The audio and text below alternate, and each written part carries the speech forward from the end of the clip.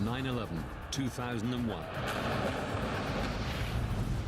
4 planes change America and the world forever.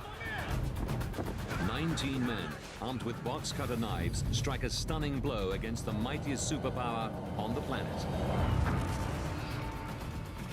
Now investigators must discover how the multi-billion-dollar security apparatus of the US military, intelligence, and aviation authorities could be totally blindsided by a simple plot that exploits fatal gaps in their defenses.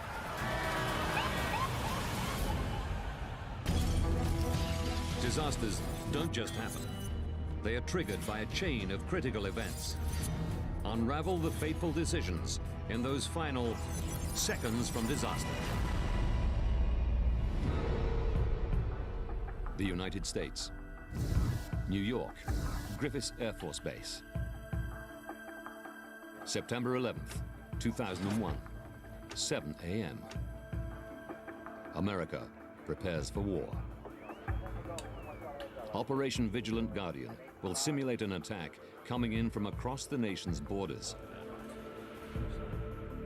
We have periodic air defense exercises. You can call them war games, if you will. Colonel. Air Force Colonel Bob Marr is in charge of the Northeast Air Defense Sector. He's responsible for 2.5 million square kilometers of airspace, covering Washington, D.C. and New York in the east, all the way past Chicago in the middle of the country. We practice all of our procedures so that if we ever did have to go to war, obviously, we've been well prepared. Marr doesn't know what form today's training will take. His team has to be ready to deal with any conceivable threat from outside America. 400 kilometers away, 5 passengers are already checking in at Boston Logan Airport. Can I ask you a few questions? They're booked on American Airlines Flight 11 to Los Angeles. Automated screening selects 3 of the men for additional scrutiny, but all 5 pass through checks without incident.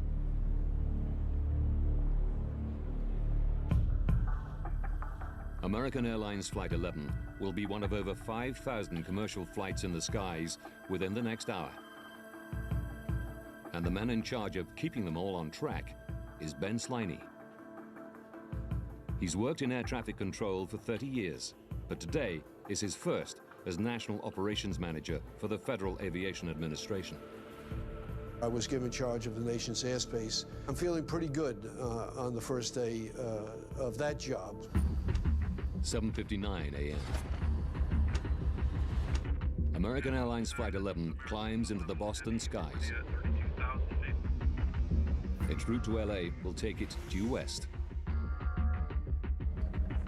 Looking after the economy class cabin is number 3 flight attendant Betty Ong.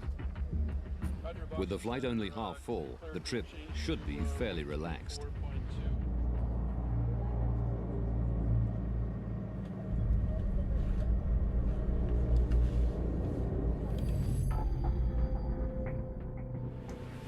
(8:02). Colonel Bob Marr and his team are on standby for their air defense exercise.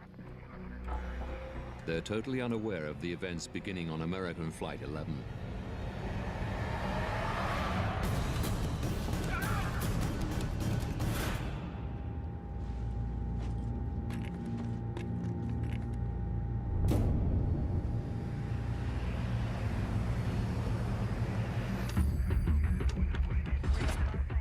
Minutes after takeoff. American 11 Boston, this is Boston, do you hear me? Boston Air Traffic Control loses radio contact with the flight. American 11 Boston, this is Boston, can you hear me? Despite multiple attempts to contact the crew for 10 minutes, there's no response. With thousands of flights in the sky every day, this is not an unusual occurrence. But at 8:24, Air Traffic Control overhear an in-flight announcement from the pilot's cabin. We have some planes that stay quiet and be right heading to the airport. The message is clearly intended for passengers only. and it's immediately interpreted as suspicious by an air traffic controller in Boston. American 11. 8:28. The report comes to Ben Sliney. Our experience with a hijack is they usually ended benignly, and I wasn't overly concerned about the fact that a hijack had occurred. 8:34 a.m. On board, Betty Ong, in desperation, has managed to contact her airline, calling the reservation center in Raleigh, North Carolina. My name is Betty Ong. I'm number 3 on flight 11. I think we're getting hijacked. Can anybody get up to the cockpit? No. The cockpit is not answering their phones, and the door won't open. We don't know who's up there. And our number 1 has been stabbed, and our 5 has been stabbed. 8:35. The plane is not responding to air traffic controllers. And for the last few minutes, it's been deviating from its route towards New York.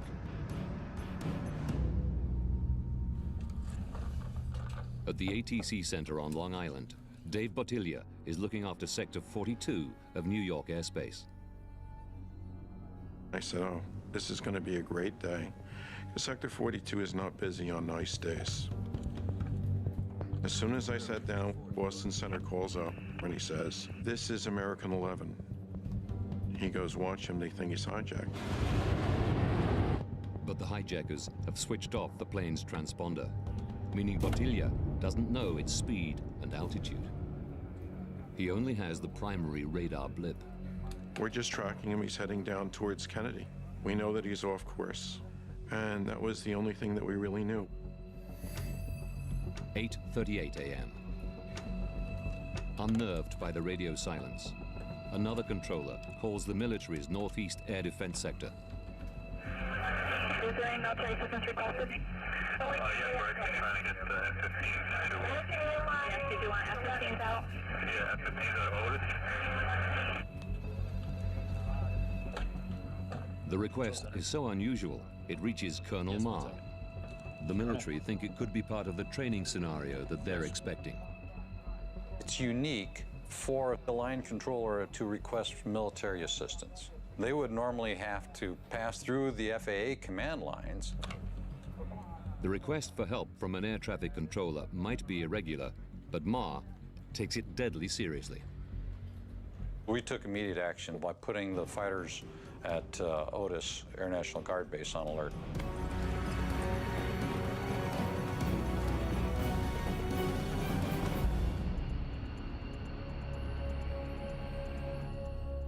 Otis Air Force Base, Massachusetts, is 250 kilometers northeast of New York City.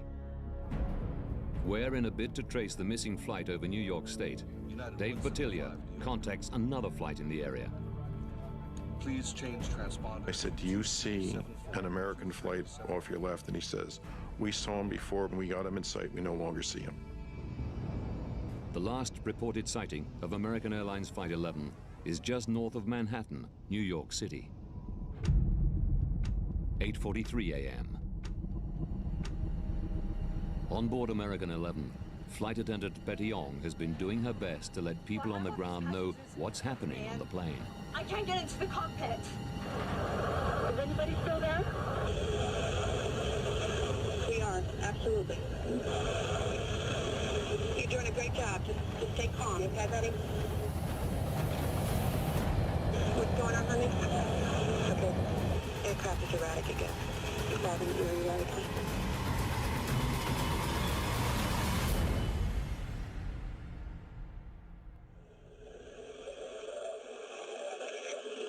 Betty, talk to me.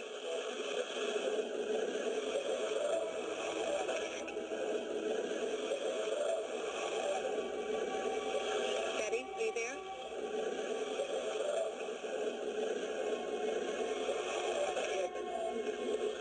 I think we might have lost her.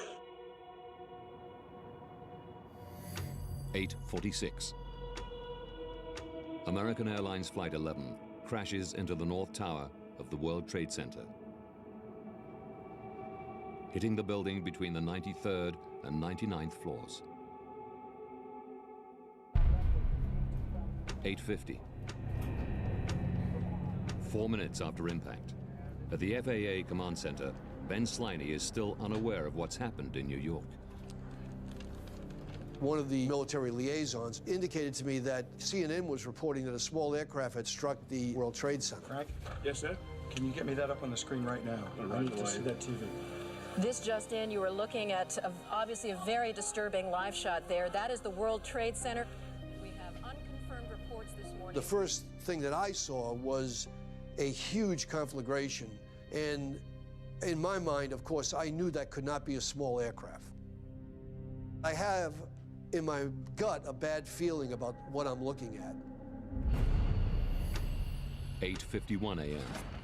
With no official word that the plane involved is the passenger airliner American 11, the military send the two F-15 fighter jets to look around for the missing flight.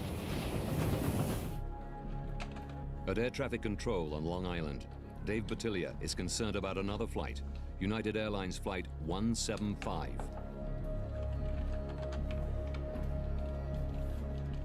The transponder code has already changed, and now it too is flying erratically.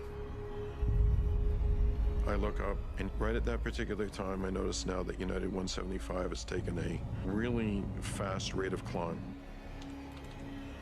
I actually got scared at that point.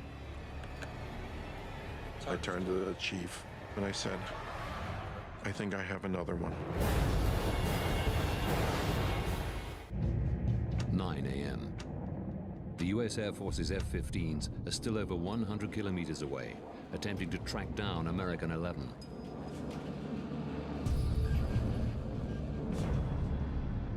Now, United 175 begins a terrifying descent.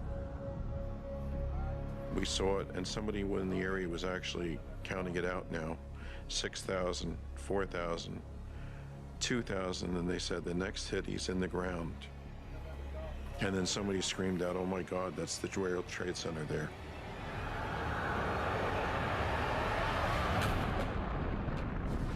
Oh, there's another one. Another plane just hit. Right, oh my God, it hit another building. Flew right into the middle of it. Explosion. My God, it's right in the middle of the building. At 9:03, Flight 175 hits the South Tower.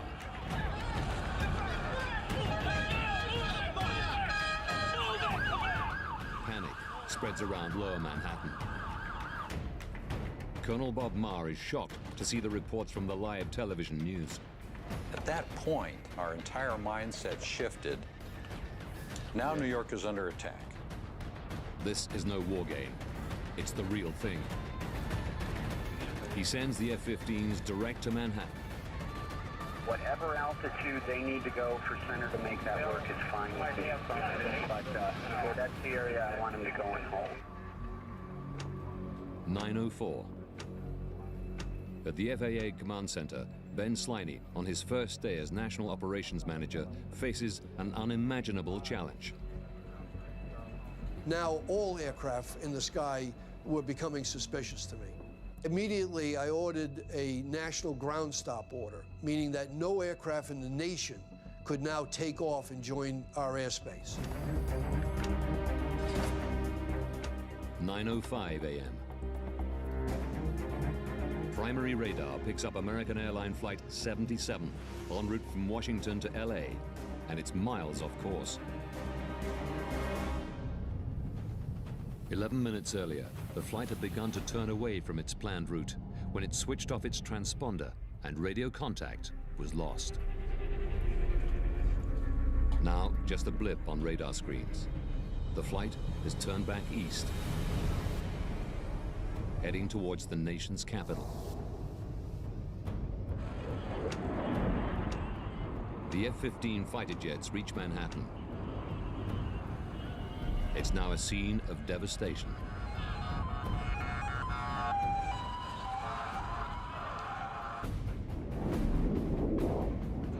At the same time, 500 kilometers away, at Langley Air Force Base, Virginia, another two fighter jets, F-16s, are deployed in the hunt for Flight 11. At 9:32, American Flight 77 is still heading east towards the nation's capital. We had 11 reports of hijacked aircraft in the area. And so we're trying to determine which ones were more credible and which ones weren't. That's when we said about the best we can do is assume that perhaps Washington, D.C. is going to be a target.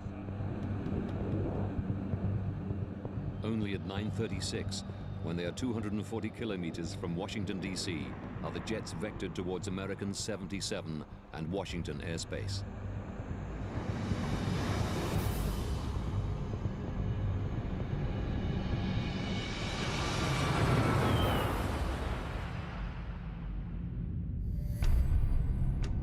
.37 a.m. Oh my goodness. Oh my goodness. We're looking at a live picture from Washington, and there is smoke pouring out of the Pentagon.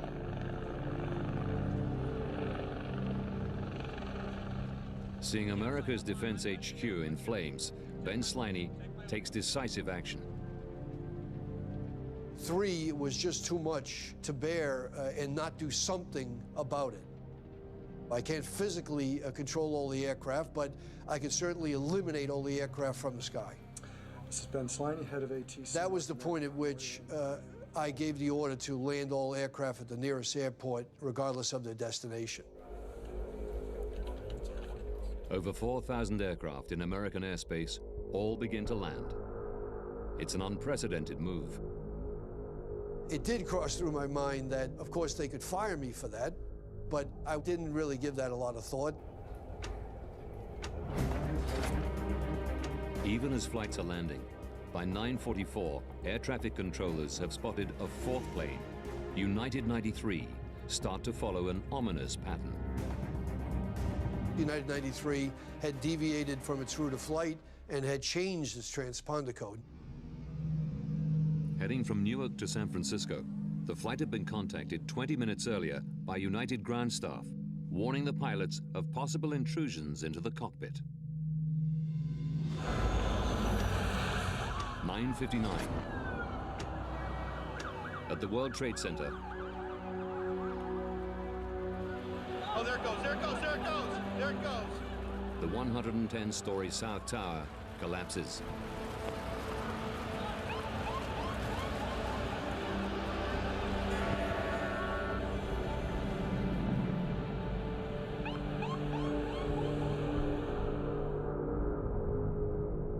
And air traffic controllers are now trying to work out if United 93 has been hijacked.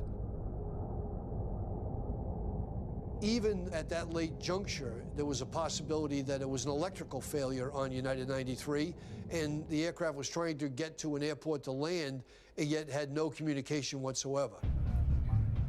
Sliney can only track the plane as it appears to head for the Washington, D.C. area.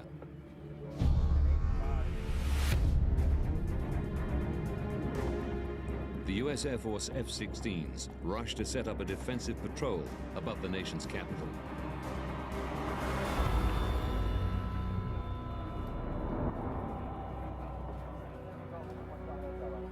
As we were watching United 93, we received a report from an aircraft in the area of a large smoke plume emanating from the ground.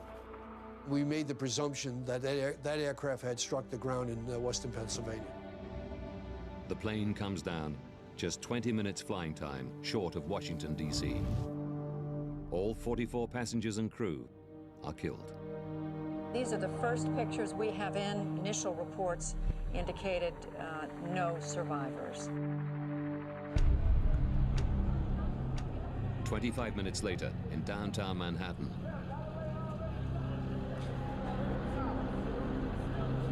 the North Tower of the World Trade Center collapses.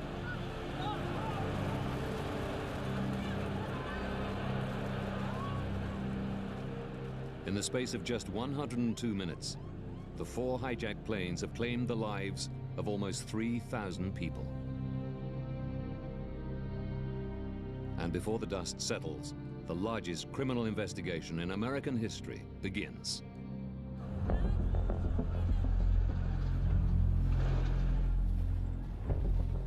There are literally thousands of leads for the FBI counterterrorism team to chase down. Evidence scattered across 3 crash sites. But when the first major breakthrough comes, it's far from the scenes of devastation. Ken Maxwell is one of the senior FBI agents in Manhattan. Mohammed Atta, who had flown on American Flight 11, had left his bag, not intentionally. His bag did not make the connecting flight from Portland, Maine. That bag was a treasure trove of information and evidence that directly identified him as a main player. Using this information, it takes a network of thousands of FBI special agents only 72 hours to piece together a web of 19 suspected hijackers. All are linked to a sworn enemy of the United States, Al-Qaeda, and the group's leader, Osama bin Laden. But how did the most sophisticated security network in the world fail to confront this well-known threat and prevent the hijackings and their tragic consequences?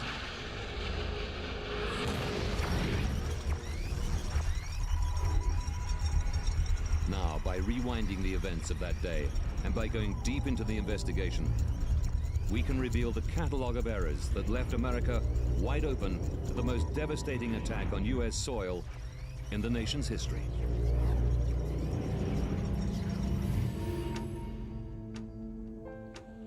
Just over a year after the attacks, thank you all for coming. Please be seated. President George W. Bush sets up the 9/11 Commission. Today I sign an act of Congress authorizing a national commission to investigate the events of September the 11th. As senior counsel to the 9/11 Commission, John Farmer is tasked to investigate the events of the day in forensic detail. You can't be in law enforcement as long as I was and not have 9/11 affect you pretty deeply. I remember thinking at the end of that day, what just happened? And that question really haunted me. The United States spends billions on military and intelligence systems to safeguard the nation. And it falls to John Farmer to question whether those systems could have stopped the 9/11 plotters.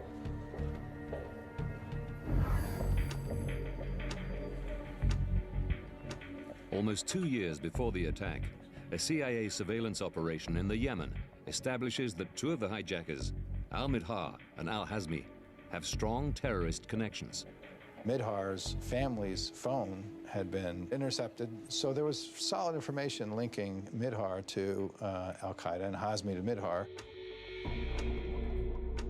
Some months later, the CIA eventually tracks Midhar to Dubai. Agents break into his hotel room. They discover that Midhar has a visa which enables him to enter and exit the United States at will.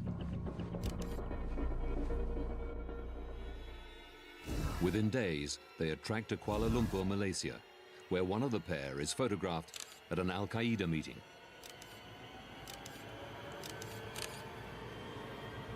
There had been a meeting in Malaysia that had been surveilled. And then they lost the trail. Up to this point, the system has worked. The CIA has identified a foreign threat to the United States. But until Midhar's in the USA, the CIA maintain an exclusive interest in him and will not share classified details of his case. This lack of communication between agencies is not an oversight. It's a matter of policy. There was the wall, the so-called wall, where agents who were involved in intelligence gathering were separated from agents involved in law enforcement. Before 9/11, the wall is there because evidence gathered from intelligence surveillance or spying is perceived as inadmissible in a U.S. court of law. But the way that it actually worked was the wall became an excuse not to share information. 19 months before the 9/11 attacks, Al-Midhar and Al-Hazmi move into an apartment in San Diego, California. The CIA are aware that Al-Midhar and Al-Hazmi are in the country, but they're not tracking the men's precise movements. That would be a job for the FBI. But the Bureau doesn't even know the pair are in America. And for over a year, the two move unhindered around the U.S. So there's another sort of bureaucratic fault line there. Things had been working really smoothly, the FBI would have known to look for them too, but didn't. And so when they come to the United States, they come in unnoticed. It's not the only missed opportunity that the Commission uncovers.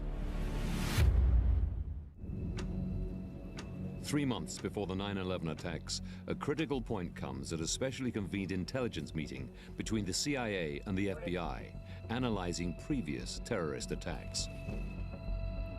CIA agents show their FBI counterparts photographs of al-Qaeda connections that include al-Midhar.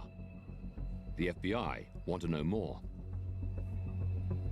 Because of the wall, the FBI is not told certain important things, to the great frustration of the FBI agents. Even though dedicated individuals see a threat, the systems in place make it near impossible for them to combat it effectively. There's a famous email that one of the FBI agents sends saying, at some point there'll be bodies in the streets, and at that point nobody's going to care that there was this wall. They're just going to know that we didn't do anything. 14 days to disaster. The FBI's own sources tell them of the potential threat of an al-Qaeda attack, and the FBI conducts its own investigation. We knew something was being planned by al-Qaeda, and they were known al-Qaeda operatives. 2 men with known links to al-Qaeda are in the United States, but the CIA still isn't sharing intelligence on them. With nothing to go on, the FBI's manhunt for the pair is just one of hundreds of avenues of investigation, and has just one agent allocated to it. Al-Midhar and Al-Hazmi are not found. Knowing that these people were residing in the United States would have been of tremendous investigative interest to the FBI.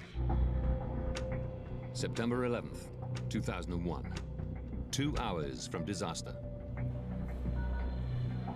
5 men check into American Airlines Flight 11, bound for Los Angeles. 3 of them are flagged by the Computer-Assisted Passenger Pre-Screening System, or CAPS. The computerized algorithm uses factors such as age, nationality, and travel records to identify potentially high-risk individuals. If a passenger is selected by the CAPS system for scrutiny, it involved, on that day, a more deeply searching questioning of his itinerary and where he's going, potentially what his bags are containing. None of the hijackers are on the FAA's no-fly list, which would bar them from getting on the plane. And several of the hijackers board the plane carrying box-cutter knives on their person or in their hand luggage. There were regulations about the blade length. If it was less than 4 inches, for example, it was not considered to be necessarily a dangerous weapon. Over the next 45 minutes, 14 more hijackers check into 3 more flights at cities across the northeast US. 3 more of them are picked up by CAPS, and several of the hijackers are also carrying knives. And yet, all of them are allowed to board their flights. You have to understand that the procedures that were in place didn't contemplate hijackers who would try to destroy the plane. Previously, hijackers had taken over passenger airliners to win a bargaining position, not for suicide missions. Nobody is prepared for a deadly airborne attack. And once on the flights, it was a simple matter for the hijackers to take over the planes.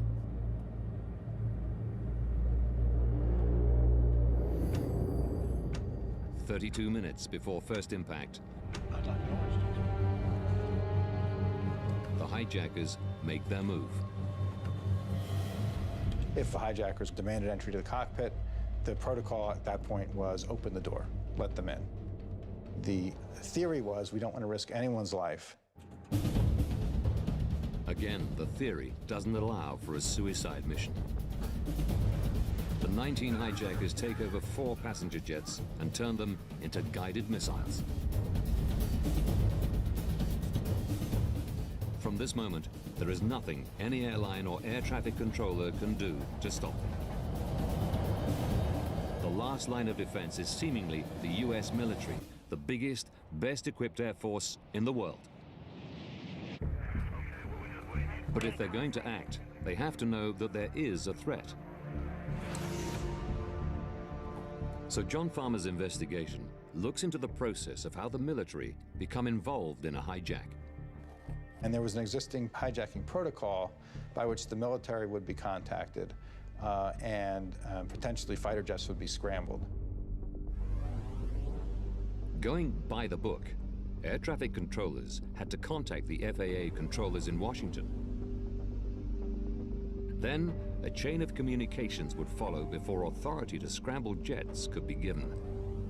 Had this protocol occurred on 9/11, the fighter jets could still have been sitting on the tarmac long after the 4th plane had crashed. They essentially ditched that protocol that day. 9 minutes to disaster. Farmer discovers that unlike the bureaucracy that hampered the CIA and FBI, ATC threw away the rulebook. An air traffic controller was so concerned, he called direct to a local airbase in Rome, New York. Yes, 1 second. Colonel Bob Marr has to handle the situation. The first call we got was from the line controller at Boston Center saying, I've got a problem here and I need more help. I'm going to go to the military and get it. 8 minutes to disaster. The military have been notified, but that doesn't trigger an automatic armed response. Marr still requires an order from a superior officer before he can scramble planes. The prompt actions of the quick-thinking air traffic controller hit the brick wall of military bureaucracy. My hat's off to him because he was taking an initiative that really wasn't reflected along the way up the chain later on. Marr waits for authorization. Minutes later, he consults with his immediate superior, and they agree they can't wait any longer. The order to scramble planes came from Rome, New York, and the commander in Rome said, I'll get the authorization from above later. We have to do this now. Seconds to disaster. Marr orders 2 jets to scramble.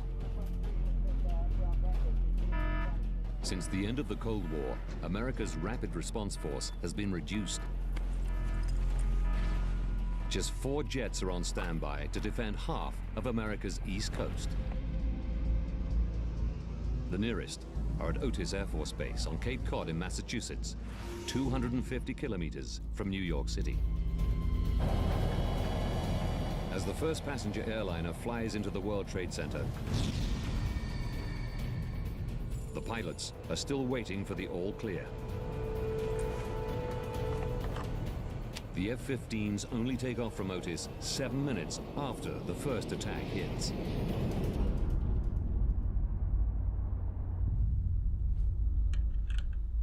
Farmer then examines how the military respond to the unfolding attacks, minute by minute. What he finds is extraordinary. Even after the first impact, nobody in authority yet knew that it was American 11 that had flown into the North Tower. Okay, continue taking the fighters down to the New York City area as fast as you can. Make sure that the FAA clears your route all the way through. If we can find it, we'll intercept it. Even if it was still in the air, finding American 11 was going to be a problem for the military. Military radar was set up to look far beyond US borders for potential threats, not to track civilian planes. They were never a perceived threat. So any fighter pilot looking for a passenger jet would need to be guided by the civilian air traffic controllers. The procedure demanded close cooperation between 2 very different organizations. There's a bit of communication issue because the agencies really weren't used to working together. Some of our phones, we couldn't dial long distance. We were used to dialing military numbers. We needed to talk to so many different people now that we had to create new communications lines. 9 a.m. The two F-15s are closing in on New York City. The thought of anyone flying a hijacked plane on a suicide mission still isn't computing. It was just inconceivable that a plane would actually be flown into a building. So we continued our efforts to try to locate the flight. 1 minute to second impact. The authorities continue to respond to confusing reports of the first crashed plane, American 11, still flying in or around New York City. We got American Airlines, Airlines 11. We think we might have them just east of New York. They thought they had found it. They thought they were tracking it down the Hudson River, and then it vanished. The F-15 fighter jets are still along the coast, looking for a plane that no longer exists. And now the second hijacked passenger jet, United 175, is about to hit the Twin Towers.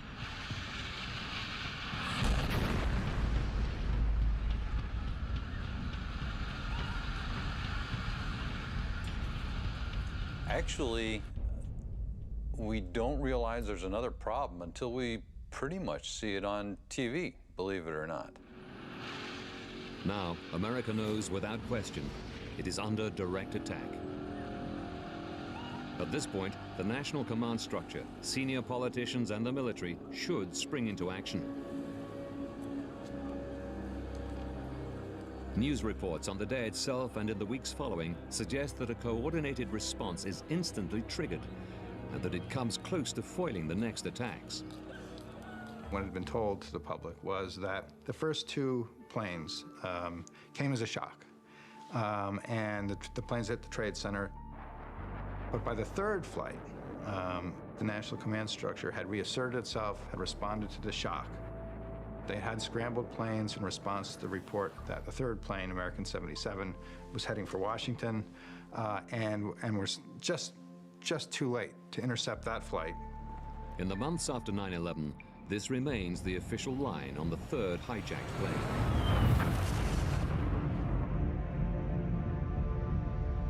But the 9/11 Commission reveals the true picture. Different layers of government started talking to themselves. The president started talking to the vice president. Richard Clark from the White House, he had a video conference call with people at his level in the various agencies. The problem was no one was talking between those different levels.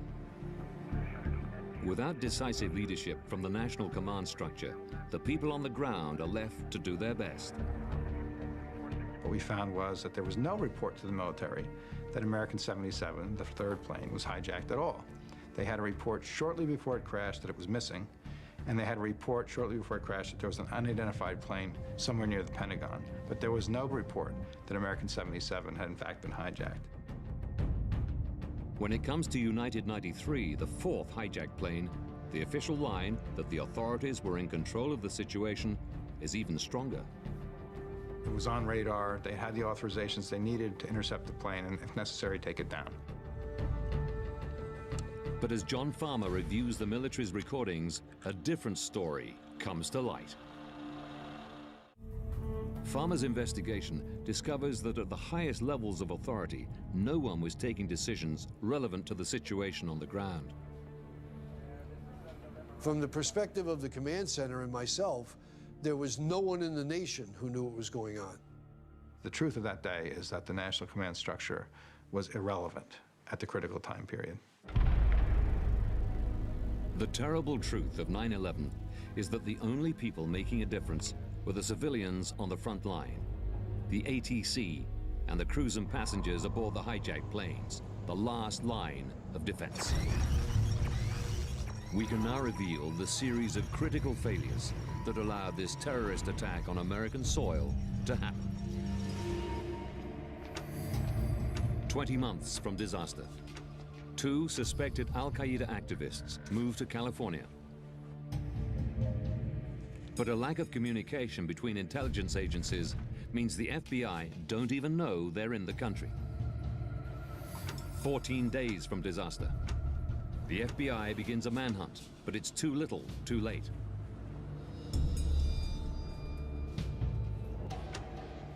Two hours from disaster, at 3 separate airports across the east coast of the US, 19 hijackers check in for flights. A few are selected for extra scrutiny, but all are allowed to board their planes with weapons easily to hand. 32 minutes from disaster. On American Airlines Flight 11, the hijackers use their weapons to take control of the plane.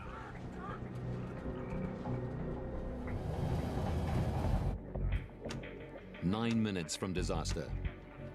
The only meaningful response to the hijacking comes from the Boston air traffic controller, who immediately bypasses normal protocols and contacts the military directly.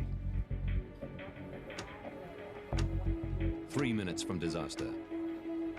As the authorities struggle to find American 11, Betty Ong struggles to pass information to people on the ground, but it goes nowhere. Seconds from disaster. Air Force Colonel Bob Marr takes a gamble and scrambles 2 F-15 fighter jets from Otis Air Base. But it's too late.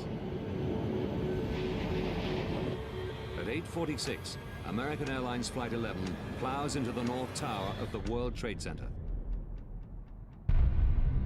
17 minutes later, at 9:03 a.m., Flight 175 crashes into the South Tower.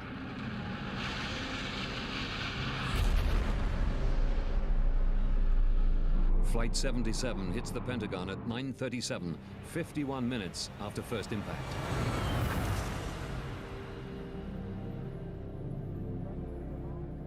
The only thing that stops the hijackers on United Airlines Flight 93 is the heroic effort of the passengers and crew. Their struggle ends with a final crash in a field outside Pittsburgh at 10:03. The institutions that should have protected America were unable to cope with a threat they had never imagined.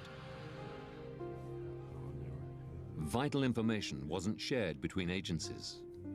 It's almost unfair to single out, a particular agency because one person in the FBI knew X, one person in CIA knew Y, one person in NSA knew Z. I think it was a failure of government as a whole. Every government agency struggled without accurate information. We did not know what was going on. We never could figure it out. And without precise direction, the military was powerless to intervene. There was not enough time to do what we needed to do. The fighters were not able to shoot down because they were never within range of any aircraft to shoot down. Almost 3,000 people died on September the 11th, 2001. This really relatively simple attack thwarted every expensive system that we had in place. I think that's why it was such a shock. Since the tragedy of 9/11, every government agency involved has made sweeping changes. Intelligence agencies have been forced to work more closely together. Airport security has been tightened. Military and civilian radar and air traffic operations have been merged to talk in one language. But it remains to be seen whether all the lessons have been learned and America is safe. I think we have better intelligence than we did, but that does not mean that we are protected against the next curveball, whatever it might be. Don't miss American Weed Mile High Showdown, brand new and back-to-back this Friday night from 8. Seconds from Disaster is back after the break.